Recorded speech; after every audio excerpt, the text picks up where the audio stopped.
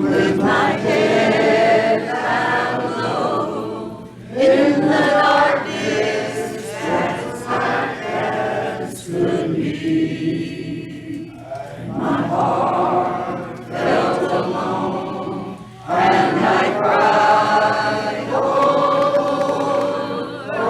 hide your face from me. Hold my hand all the way, every hour, every day, from here to the great unknown.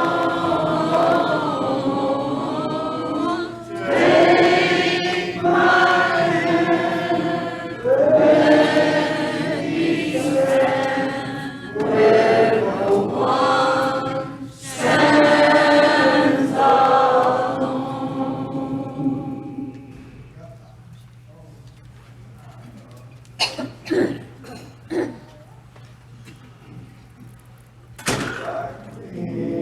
God will in a palace so tall, with great riches to all my own.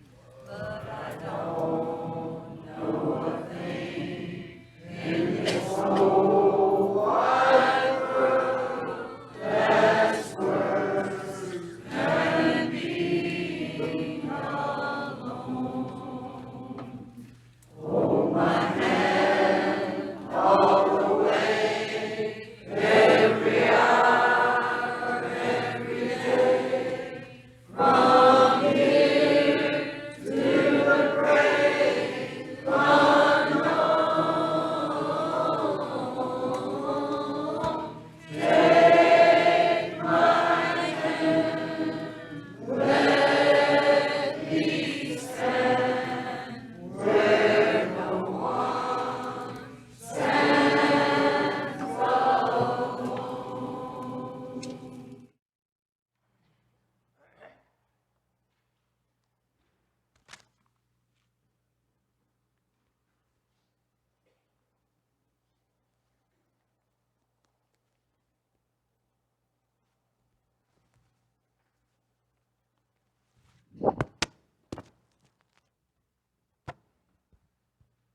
It's bad when you can't see with your glasses on.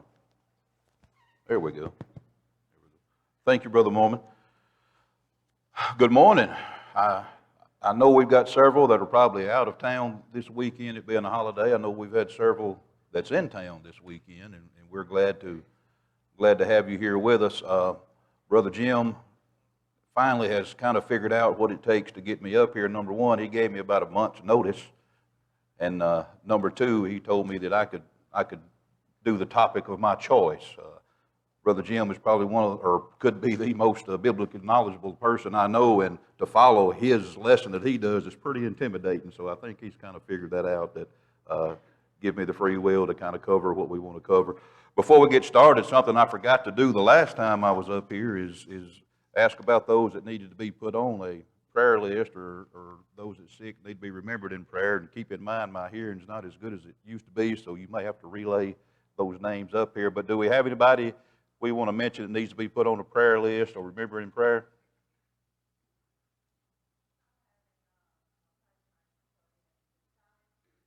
Pacemaker this coming? Okay.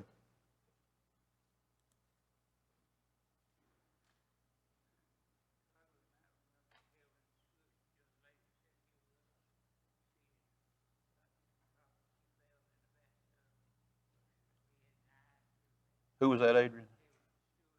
Evelyn Stewart? Okay, Ava Stewart.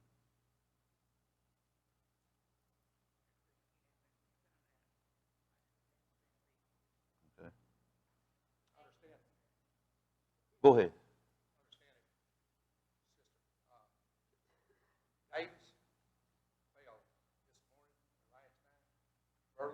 Oh, okay. I didn't know that. Verlin Davis. Okay. Verlin Davis failed and had an injury. Somebody else had the hand up. I don't know who it was. Maggie Hester.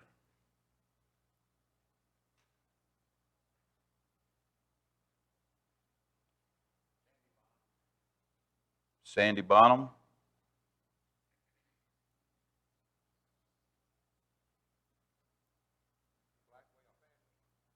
Blackwell family. Don, yeah, Don Blackwell family.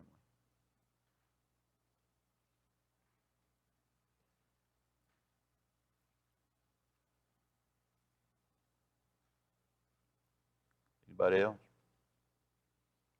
Brother Hodgin, would you care to begin us off in prayer this morning?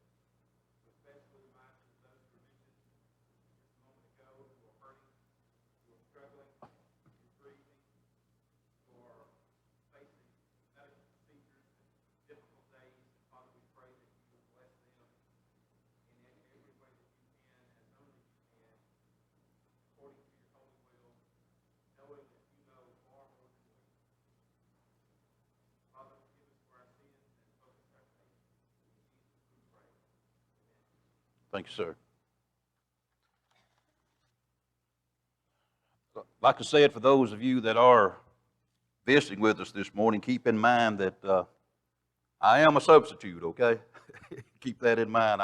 I'm not a preacher by any means, nor a scholar by any means, but I don't mind helping out when I can. And like I said, Brother Estes always gives me the liberty of doing something that I'm familiar with or comfortable with, and that makes things go a lot easier. And I was telling Brother Hodgin this morning, if I seem scattered up here a little bit, I did. I had way too much coffee this morning. Normally it's a cup, maybe 2 cups, but I've got 2 hummingbird feeders out, and I've got about 8 hummingbirds fighting for territory, so I got caught up in watching them out there this morning while I was going over my lesson and drank almost a pot of coffee. So if I seem a little scattered, forgive me that. I'll try to get back on track as best I can. When I was looking for something to do in that nearly a month's notice that Brother Estes gave me, I can't remember if it was Greg or maybe Brother Hodgin or someone on a Wednesday night devote, may have been Aaron, that had mentioned Stephen Covey's 7 Habits of Highly or Effective People. I don't know if any of you have ever read that book or if you've ever heard of that book, but when I was going through graduate school, it was a requirement to get that book, and it was more or less related to the business field to some extent, but gave you situations on how to be successful, the win-win, and all that stuff. How many of you ever heard of that book, Stephen Covey's? Okay. A lot of us have. Now, I'll be honest with you, when we were told to purchase that book the first semester in graduate school, I didn't read it. I read whatever was assigned to us, enough to pass the test and move on to the next agenda. Probably a year after I got out of graduate school and got that program behind me, I read the book, and it still took me about 6 months to read a 200-page book, but it did have a lot of helpful things in it. So I say all that to say this. I tied it into what are or what could be 7 habits of a highly effective Christian. And before we get started today, by no means don't think that I've come up with this on my own. I didn't. I had to do some research and things such as that. So that's what we're going to talk about today, the 7 habits, and hopefully we'll have enough time. The last time I was up here, I didn't think I was going to have enough time, and I ran out. So we'll see where it gets us today. If I run out of soap, like I always say, that'll give us a few minutes to visit with each other before we start in the service this morning. But 7 habits of a highly effective Christian. How can we become a highly effective Christian? In other words, how do we emulate Christ more in secular settings and be on mission as believers to share our love of Jesus with others? Let's look at the Bible and see whether we have any examples with whom to emulate. For instance, Daniel lived in a foreign land and kept his practices. Job trusted God despite his loss of everything. Paul was faithful unto his death. I propose that rather than trying to obey commands or practice learned doctrines, they develop certain habits which sustain them. And Paul wrote about these habits in chapter 12 of Romans and then again in chapter 5 of Ephesians. And listen closely to this because this is what we're going to be covering. Do not be proud, but maintain a contrite heart. Be joyful, patient, and faithful. Keep up spiritual fervor. Share with those in need. Love sincerely.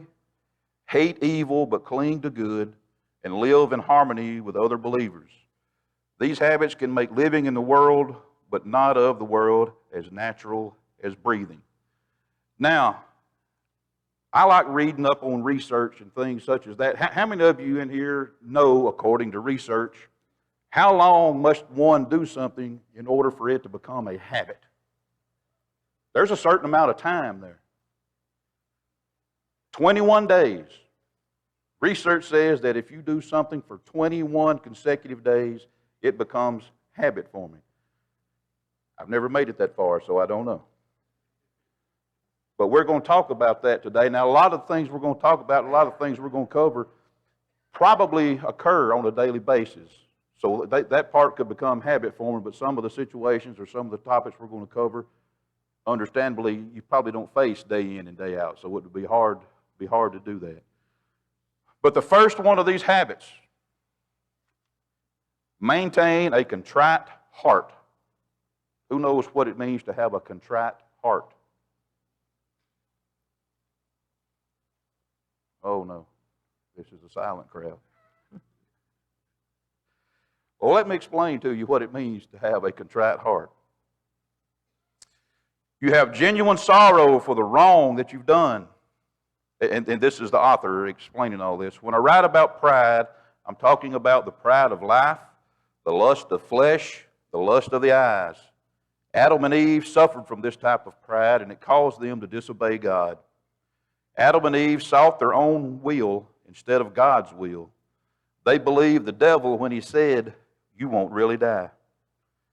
Today, many well-intentioned people are guilty of the same sin. We've been tricked into believing what God calls evil is a matter of freedom of choice. In the same way Adam and Eve were tricked, we believe the devil when he says it's not really a sin. The first habit we need to practice is to get rid of our pride and obey God, and the second part of that habit is to maintain a humble heart. Christianity cannot exist without a humble heart. When we've done something to cause unintentional harm to someone, we tend to feel terrible about it and wish we could undo the behavior. We feel badly in our hearts for hurting someone. That feeling is what is called a contrite heart. For example, the wise men told Herod about the birth of a king, and we all know what happened after that. Herod had all male babies less than 2 years of age in Bethlehem killed. Had the wise men heard about the murders, they would have had contrite hearts. When we realize that our sin put Jesus on the cross and he died in our place, he went to the cross where we should have gone, according to Romans 5:8, it becomes easy to feel contrite. With a contrite heart, we become willing never to cause more harm and will live for Jesus, because the only way to appease the feeling is to do right to the ones we've hurt. Now, do you have a pretty good idea of what it means to have a contrite heart? Does our conscience play a role in some point in having a contrite heart? And I'm sure, I'm not going to ask you to raise your hand, but I'm sure there's several of us in here that have unintentionally harmed someone. And the mindset that you take, well, do we go and try to make things right because it's bothering us, because we're going to think they're going to think ill of us, or do we go back and do that because we feel bad for them? There's a big difference there in how you approach all that. What do y'all think? Do you think we unintentionally cause this harm to folks mainly through physical actions or verbal actions? Verbal, probably. And y'all have heard me up here before with the way society is today. That happens on a daily basis through all of that social media stuff. For whatever reason, folks tend to say a whole lot of things on there that they wouldn't say to you. But to go back and right your wrongs and to feel, actually have, I guess for lack of a better word, remorse, or to feel sorry for where you have done people wrong. And this is one of those habits that, you may not, hopefully you don't face it 21 days in a row of unintentionally hurting someone, but that's something that's easy to do. And as we go down through and talk about some more of these things, a lot of them, if you really think about it, are kind of hard to do, kind of hard to operate the way it tells us to operate. But that first habit is to maintain a contrite heart. Second habit, and if y'all want to write these down, if I'm going too fast, slow me down and I'll slow them down. Second habit is to be faithful in prayer. Be faithful in prayer. Somebody elaborate on that. What does that mean? And you'll have to speak loudly because I can't hear you very well. Ma'am? Pray often. And I've got that written down here as another question. How often should we pray? Is there a set amount? Without ceasing. Daily.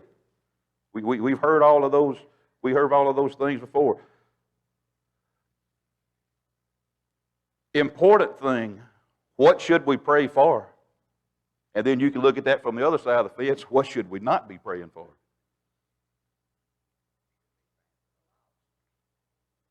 What about material things?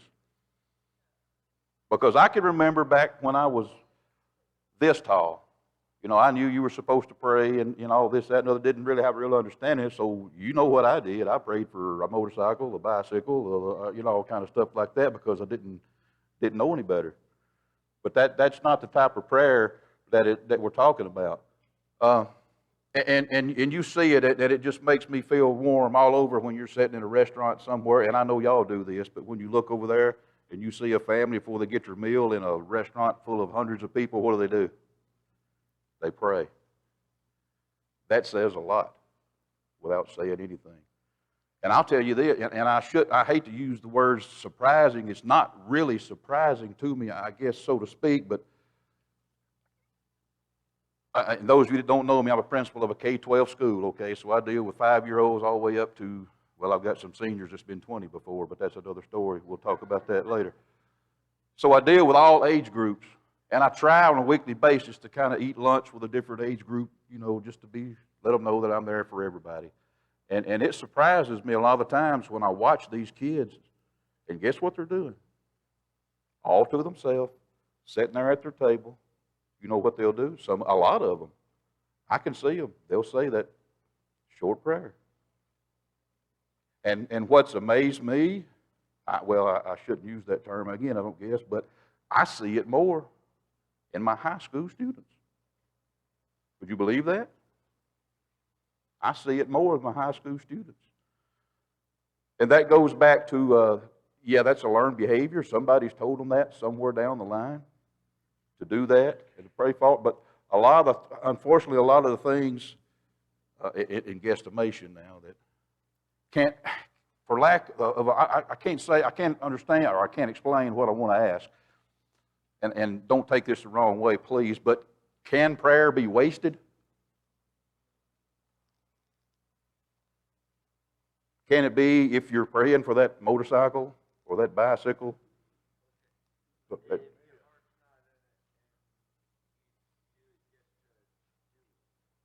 Right. Just if you're just going through the motions to pray, to get that off the checklist for the day. And I know all of you in here pray. Let me tell you when I do this, and Melanie, she doesn't even know this, but I got to be alone. I got to be by myself. I can't have anything else bother me. I get to my office about 6 o'clock every morning, 6:15 every morning. That gives me about an hour and 15 minutes that nobody's there in that old building. It's quiet. Phone's not ringing. That's when I say my prayer, sitting at my desk, in my office. And every morning, and I'm sure every morning, and we're going to talk about it here a little bit, is to pray for patience. You know, that's my main goal for the day, is to pray for patience. But that goes back to, how often do we pray? When should we pray? Why should we pray? The Bible will tell us all of that if you'll get there and read that and pray for those things. And mostly, do we pray only for ourselves? Nope. Nope. Pray for others. So the second habit of a highly effective Christian is to be faithful in prayer. Third habit, now this is where I find myself, I tend to lack, and I hate to say that in front of you. Third habit of a highly effective Christian is Christians should never lack in zeal. What is zeal? I knew what zeal was, but I didn't really know what the proper definition of zeal was, so I looked it up. Zeal, and listen closely to this, is a great energy or enthusiasm in pursuit of a cause or objective. A great energy or enthusiasm in pursuit of a cause or objective. Do you know someone that's full of zeal? If you stop and think about it, they're always working, they're always on the move, they're always trying to. Who was that? The brother Hodgin that works for me? Okay. Just kidding with you, Hodgin. I couldn't pass that up. Yeah. No, but I agree with you. He is. He's a worker. There's no doubt about it. Let me give you an example of what the author talks about, and he used a good analogy, I guess is what it would be called. In chapter 7 in the book of Acts, Stephen was persecuted but never lost his zeal even up to his death. And this is what he compares or gives us an analogy about zeal. Compare a shooting star with the North Star in the northern hemisphere. A shooting star receives attention but is soon gone. The North Star doesn't receive much attention at all, but it can be counted on to always be there. People who maintain their spiritual eagerness are like the North Star. People can count on them, and so can God. Now, let's talk about a few examples of how we can be counted on as Christians, or where can we show people or be examples of a zealous Christian, or we can be counted on in our actions by doing what? Well, you're here this morning.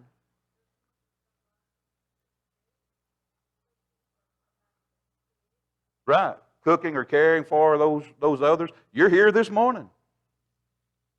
And I think it would be safe to say you were here last Sunday morning. You'll be here tonight. You'll be here Wednesday night. You'll be here every night. I think in September when we have our gospel meetings, I can't remember. You'll be here every night. So what are you doing? What are you showing others? That what's important? Zeal. You're here. You're being here. Can that rub off on those around you that may not be going in that same direction? Yeah, it can. You lead by your example. What about folks in the community that are considered our leaders or Christian leaders or things like that? Can they have an opportunity to show zeal or be, I guess the word is zealous, to be a zealous? If that's a word or not. What opportunity would they have? And I'm not picking on any particular mayor, chief of police, sheriff, talking about those folks like that. How could they show zeal as far as being Christian or in Christianity? Come on, y'all got to talk more than this. Michael, I see it. You want to say something. You never short on words. Let's hear it. Through service.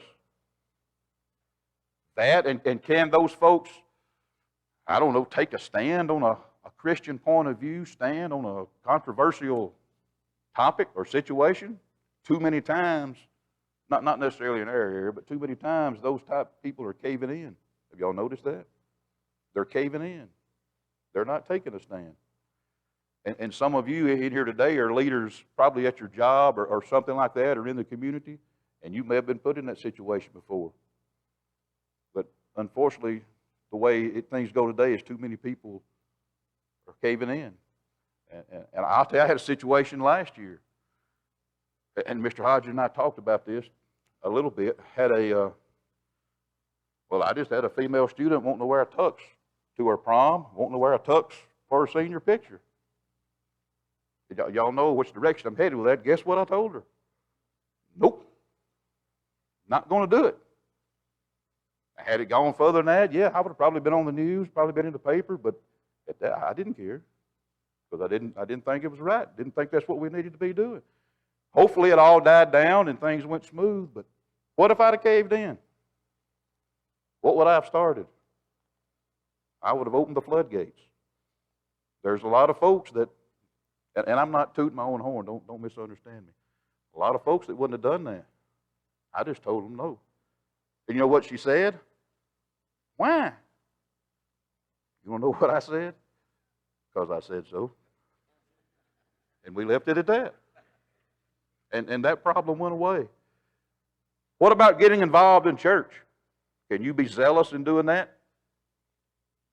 And Marilyn covered some of that back there a while ago. We've got, I don't know if I can sit here and name all the things we have going on here at church, the groups that we have here. Lads to Leaders, I know you've all heard of that. We've got plenty of opportunities for people to get involved and be zealous in getting involved in church activities. And then we have, and not particularly here, y'all keep all that in mind. I'm just talking in general. And then you have that type of person that they're here, they're gone. You don't see them in anything else going on at church. So you can get involved and be zealous in church activities. Can you encourage others? How can you be zealous in showing encouraging others? You can take it as far as getting on that plane with Lloyd and JT and flying to Guyana. That's not everybody's cup of tea. It's not my cup of tea, for sure. But we have opportunities 2 or 3 or 4 times a year to do this. And our young people, they're being encouraged to do this. They go knocking doors down in the Delta, and I don't remember where all they've been. So you can be zealous in encouraging others. And at the rate I'm going now, I may run out of time and not get where I want to. 4th habit, and this is this sometimes, and we could probably talk all the rest of the day on this. 4th habit, and listen closely to this. Don't place value on things that don't matter. Don't place value on things that don't matter. Somebody speak up. What do you think that's talking about? That's a broad area, or it could be a broad area.